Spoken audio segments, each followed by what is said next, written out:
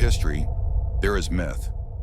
Rome begins with the story of twin brothers, Romulus and Remus, abandoned as infants and left to die on the banks of the Tiber River. They were found and raised by a she-wolf. As adults, they decided to build a city, but like many great beginnings, it didn't end peacefully. Romulus killed Remus in a dispute over where the city should stand, and from that moment, Romulus became the first king of Rome. Whether this is history or myth, it reveals something important about Rome's identity. It was born in violence, and it would never escape it. Before our story begins, please make sure to leave a like and subscribe to the channel. Now back to the video. Chapter 2. The Roman Kingdom. For roughly 200 years, Rome was ruled by kings. It was small, humble, surrounded by stronger neighbors. But something was forming here that would change the world. Romans borrowed ideas from nearby civilizations, like the Etruscans and Greeks, but they adapted everything. They built early infrastructure. They organized religion around state power, and most importantly, they learned how to govern. But the final king of Rome, Tarquin the Proud, became a tyrant.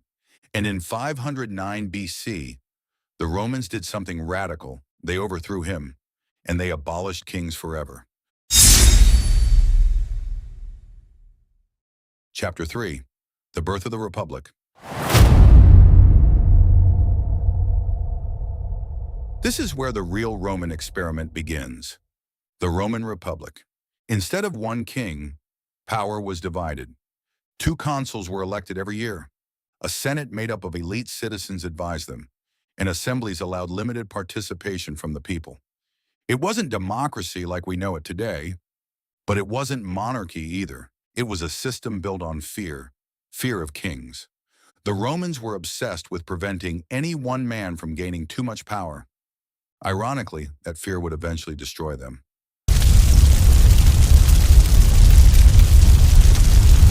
Chapter 4. Early Expansion and Survival.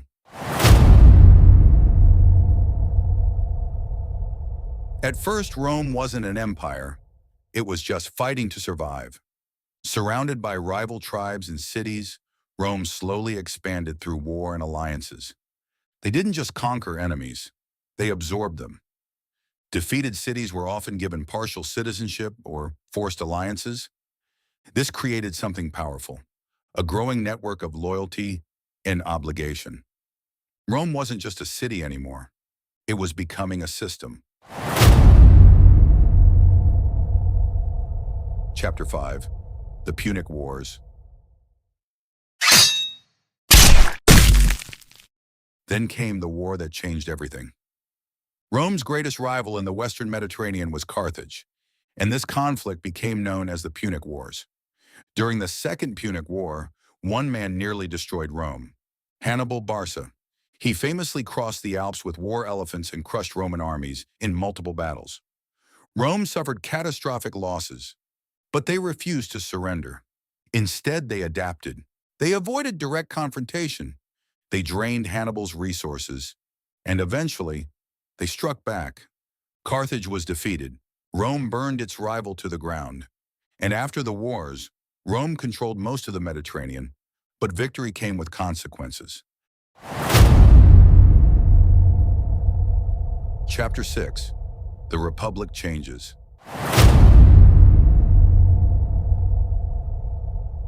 Winning wars changed everything. Rome now had massive wealth from conquest, enslaved populations, new provinces to govern, generals with loyal armies. And this is where the Republic begins to crack, because the system was built for a small city-state, not a global superpower. Land became concentrated in the hands of the wealthy. Small farmers, who had once made up Rome's backbone, were pushed out, and a new class emerged, the urban poor and the ultra-rich elite. Tension was building. Chapter 7. The Gracchi Brothers. 2 brothers tried to fix the system, Tiberius and Gaius Gracchus. They pushed for land reform, redistributing wealth back to poor citizens and veterans. But they threatened the elite, and Rome responded in a way it never had before: political violence. Both brothers were killed.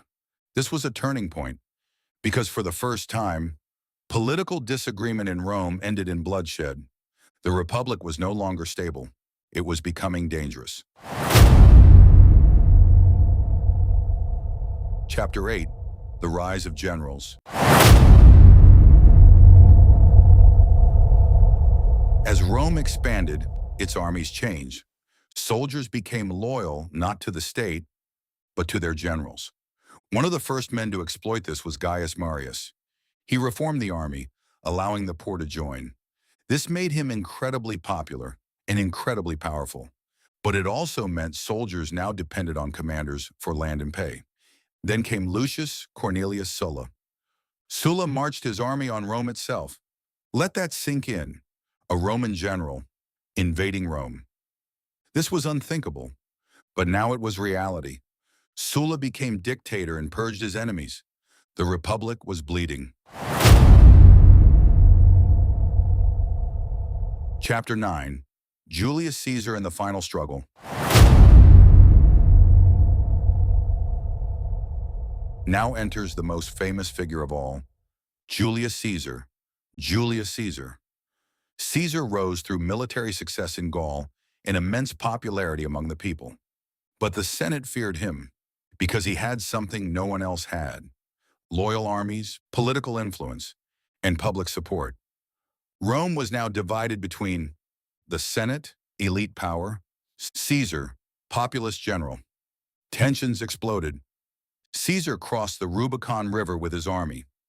This was effectively a declaration of civil war, and he famously said, "The die is cast." Chapter 10: Civil War and Dictatorship. Rome tore itself apart. Caesar defeated his rival Pompey. Pompey the Great. He became dictator for life. He launched reforms, centralized power, and reshaped Roman politics. But to many senators, this looked like monarchy returning, and Rome had a deep fear of kings, so they acted. On the Ides of March 15th, 44 BC, Caesar was assassinated in the Senate. Multiple senators stabbed him, not in a battlefield, but in a government building.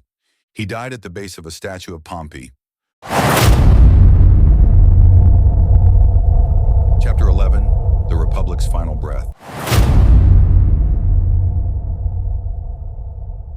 They thought they had saved the Republic, but instead, they destroyed it. Caesar's death didn't restore balance. It triggered more civil war. His allies and enemies fought for control.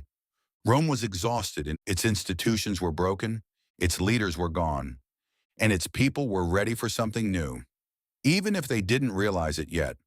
Because when a republic becomes unstable enough, people stop asking for freedom and start asking for order. But that is where this story ends. Before emperors, before Augustus, before the Roman Empire begins, because the Republic didn't fall in a single moment. It collapsed under its own weight, step by step. Rome didn't die when Caesar was killed. It died the moment power became stronger than principle. And by the time the dust settled, the Republic was gone. But Rome was just getting started. If you liked what you just saw, please make sure to leave a like and subscribe. This is part 1 of a 3-part series on the history of ancient Rome, so please tune into the rest of the series. Until then, keep learning.